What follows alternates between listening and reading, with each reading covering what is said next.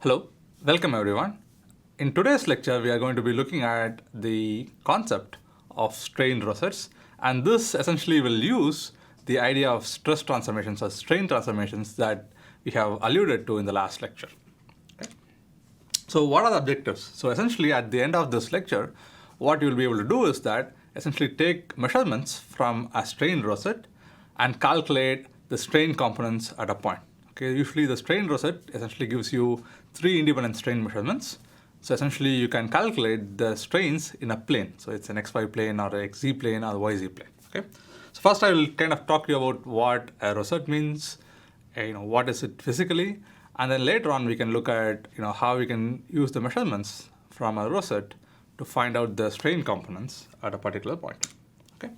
So what is a strain rosette? Okay, the concept of strain rosettes essentially boils down to this. So if you think about measuring normal strains at a point, it is actually relatively easy to do that. Okay. On the other hand, measuring shear strains is difficult. So if you think about what normal strain is, that you're looking at elongations or compressions, whether a particular point is getting like stretched or squeezed. Okay. That is relatively easy to measure. Okay. On the other hand, finding out the shear stress or the shear strain at a point is a little bit more difficult because we're looking at changes in angles. Okay, so usually it's much easier to measure the normal strains, but we know that there are both shear strains and normal strains, right? So how do you do measurements of normal strains and still get the shear strains at a particular point? And that is where this concept of strain rosettes come in. Okay, so what are these strain rosettes? Strain rosettes are essentially a bunch of strain gauges. So you usually have three strain gauges that are in arbitrary directions. Okay, it could be specific directions like 0, 90, and 45, or it could be any three arbitrary directions. And these strain gauges together essentially form a rosette. So if you think about a delta or a rectangular rosette, so essentially you will have a strain gauge, okay, which is nothing but, in most cases, but a set of winding wires. Okay, so that is one strain gauge. Say let's call this strain gauge number 3. Then you have another strain gauge like that. Again, it's just a wire that is kind of winding about, and you have another gauge like this. So this is 1, that is 2, and that is 3. Okay, so what happens is that you have this kind of this gauge. Okay, you take this, and then again I'm of course exaggerating the scale here. So essentially you take this gauge here, or this patch, and then you put it at a particular point in a body. Say this is a beam and you're like bending it. So you put it on a particular point in the body, okay? And then what happens is that as the body deforms, these particular wires here, okay, either get stretched or squeezed. So essentially their length changes.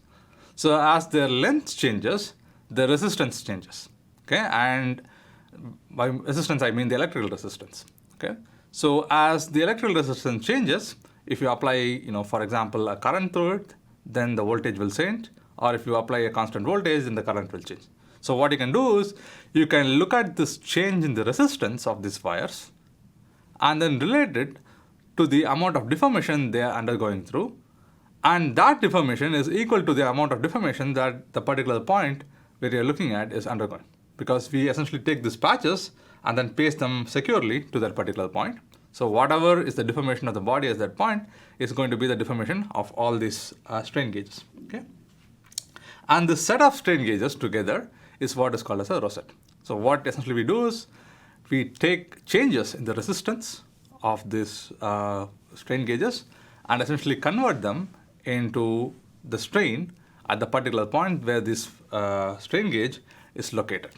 Okay, so again, it becomes kind of obvious here that essentially you put these strain gauges or these rosettes on a surface, right? So essentially you get measurements in 2 dimensions. Essentially you get the 2D stress of state of strain. You don't get measurements of strain in the orthogonal directions.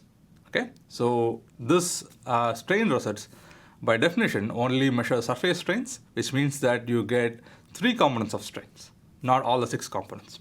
Okay, but it is actually very useful in a lot of different cases. If you take the lab that is related to this class, you will essentially use this strain rosettes repeatedly to find strain components for different loading conditions.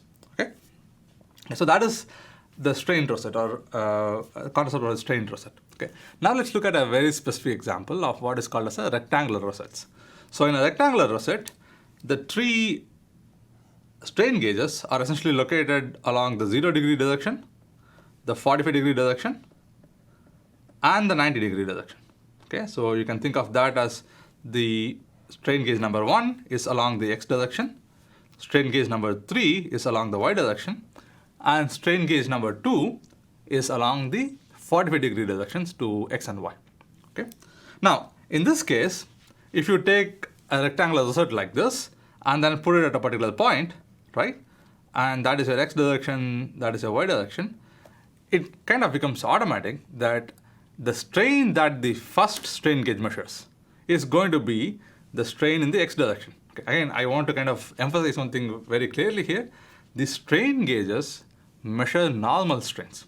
So essentially, they look at how much a body or a particular point is getting stretched or squeezed along a particular direction. Okay, so they always measure only normal strains. Okay, so in this case, the strain gauge number 1 essentially gives you how much is the strain along the x direction, or more precisely, how much is the normal strain along the x direction. So epsilon x is known. Okay, similarly, the strain gauge number 3 is essentially measuring the strain or the normal strain in the y direction. So epsilon 3 is going to be equal to epsilon y. Okay, and epsilon 1 is going to be equal to epsilon x. Okay, now what is this epsilon 2 measuring? What is this second strain gauge measuring? Okay, that is what you're going to find out. What is clear is that the measurement of the strain gauge number 2 is not epsilon xy, because epsilon 2 essentially gives you what is the strain, what is the normal strain along the 45-degree direction. It doesn't give you the shear strain. Okay, epsilon 2 is also a normal strain. It's just that the direction in which you're measuring that strain is at 45 degrees to the x and y axis. So still, we don't know what epsilon xy is. Okay, but here is where we can use our knowledge of strain transformations to compute epsilon xy. Okay, and that is what we'll see next. Okay, so in this case, I just want to kind of go back to what we learned in stress analysis, or 2D stress transformations. Okay, in 2D stress transformations, if you have the xy coordinate system like this here, okay, and then this is your x prime direction, and say that is your y prime direction. Okay, we don't have to worry about the y prime direction right now. What we know is that if you have the coordinate system, xy, and that is where the stresses are given for a particular point, if you want to find the stresses at the same point in the x prime y prime coordinate system, you essentially do what is called a stress transformation. And that equation we have already seen. Okay, this is the stress in the x prime direction based on the stresses in the x and y direction, sigma x, sigma y, and tau xy. Okay, these are related to, of course, the angle between the x prime direction and x direction. Okay, in the last lecture, I told you that by defining the strain matrix the way we define, you can essentially use the equations for stress transformations pretty much as is for strain transformations. So in this case, if I know the stresses in the strains in the x direction, y direction, the normal strains epsilon x, epsilon y, and epsilon xy. Okay, it's similar to knowing sigma x, sigma y, and sigma xy. Now assume that you have epsilon x, epsilon y, and epsilon xy. Then I can find out what is the normal strain along the x prime direction, essentially using this equation. Okay, this is analogous to the stress transformation equation. So epsilon x prime, again I want to emphasize that epsilon x prime is the normal strain along the x prime direction. The normal strain along the x prime direction is given by epsilon x plus epsilon y by 2, where epsilon x is the normal strain along the x direction, epsilon y is the normal strain in the y direction, and so on. So epsilon x plus epsilon y by 2 plus epsilon x minus epsilon y divided by 2 times cosine 2 theta plus epsilon xy sine 2 theta. Okay. Now, here I want to make it clear. In this case, you know epsilon x, epsilon y, and epsilon xy. If you know epsilon x, epsilon y, and epsilon xy, then you can find out what is the normal strain along the x prime direction using this equation. Okay? In our case, where you have the rectangular rosette, the situation is slightly inverted. What we know is the normal strain along the x direction, the normal strain along the y direction, and the normal strain along the 45-degree direction, or the epsilon 2. What we don't know is epsilon xy. Okay? So in some sense, you know this quantity here. You don't know epsilon xy. Okay? But everything else is known. So you can of course solve for epsilon xy. Okay? So in our case, if you think about it, your epsilon x is epsilon 1, epsilon y is epsilon 3, right? So you know this, you know that. Epsilon x prime is actually epsilon 2. Okay, so this is also known. The only unknown is this. You can find epsilon xy. Okay, so this you can see, can be translated to any other arbitrary set of strain gauges also, right? So essentially, if you think about what the strain gauge does, or the strain rosette does, is that it gives you normal strains in 3 directions.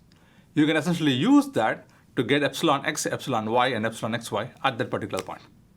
Okay, so that is what we'll look at it in more detail in a couple of slides. Okay, so again, if you just to reiterate what I said, for the rectangular rosette, okay, we have epsilon x is epsilon 1, epsilon y is epsilon 3, the unknown is epsilon xy, and essentially to calculate epsilon xy, you use the fact that epsilon 2, which is nothing but epsilon 45 degrees, okay, is epsilon x plus epsilon y divided by 2 plus epsilon x minus epsilon y divided by 2 times cosine 2 theta 2 plus epsilon xy sine 2 theta 2. You put theta 2 to be equal to 45 degrees, okay, because this theta is equal to 45 degrees for the case of a rectangular rosette. Okay, so you use theta 2 equal to 45 degrees, then the equation simplifies quite a bit. You basically get that epsilon 2 is epsilon x plus epsilon y divided by 2 plus epsilon xy. Okay, now epsilon x is epsilon 1, epsilon y is epsilon 3. So essentially, your epsilon xy is basically this equation. Okay, now I want you to again emphasize this thing because it is easy to get confused here.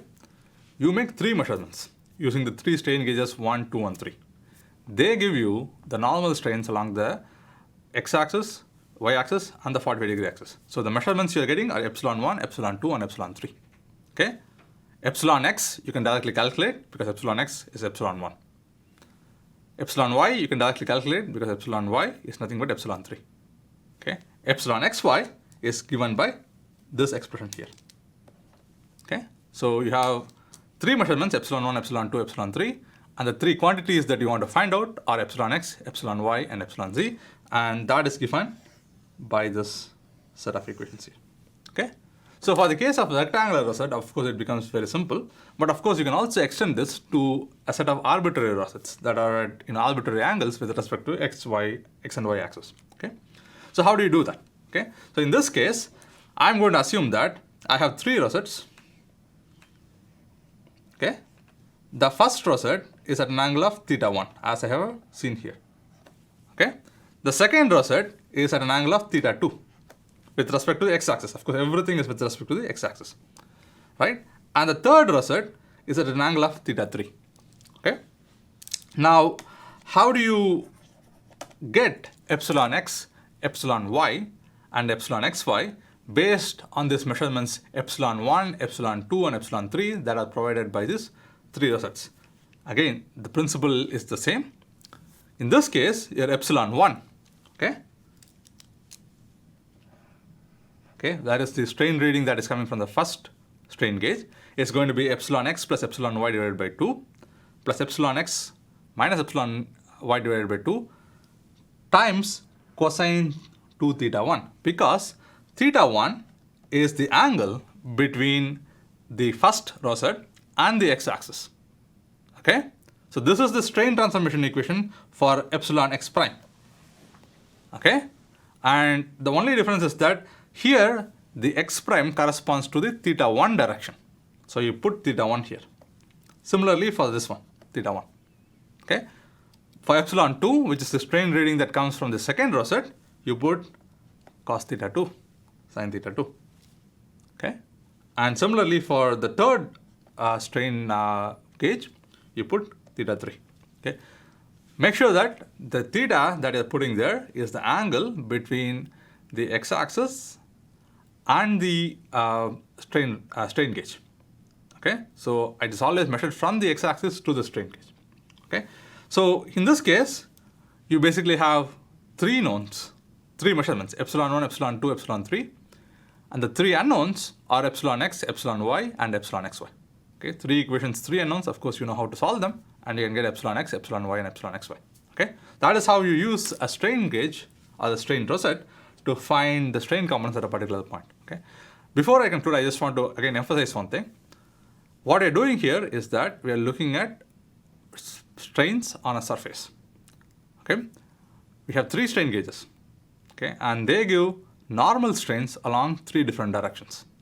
Okay? And again, we are assuming that the strain gauge is small enough, or this strain rosette is small enough, that essentially it's measuring these strains at a specific point. Okay?